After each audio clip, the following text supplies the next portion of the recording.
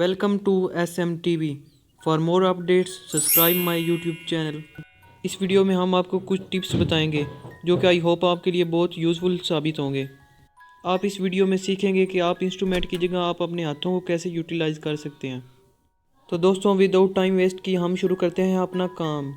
Number 1, ये जो आप अपने सामने एक इमेज देख रहे हैं, इस तरह आप अपनी भी उंगलियां फैलाकर 20 सेंटीमीटर तक पैमाइश कर सकते हैं।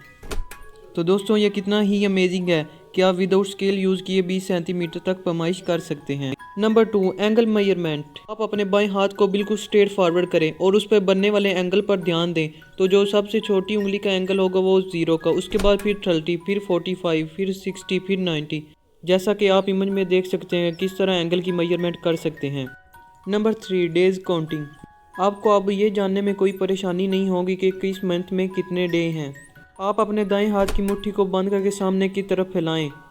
उसके बाद आप अपनी बड़ी उंगली से जनवरी फरवरी की तरतीब वाइज चलें और वापस आते जाएं। इस तरह जो उभरी हुई सतह पर आएंगे उनके 31 दिन होंगे और जो नीचे वाली सतह पर आएंगे उनके 30 दिन होंगे, सिवाय फरवरी के, क्योंकि फरवरी में 28 दिन होते हैं। तो दोस्तों आज के लिए सिर्फ इतना ही। नेक्स्ट वीडियो तक अल्लाह हाफिज़।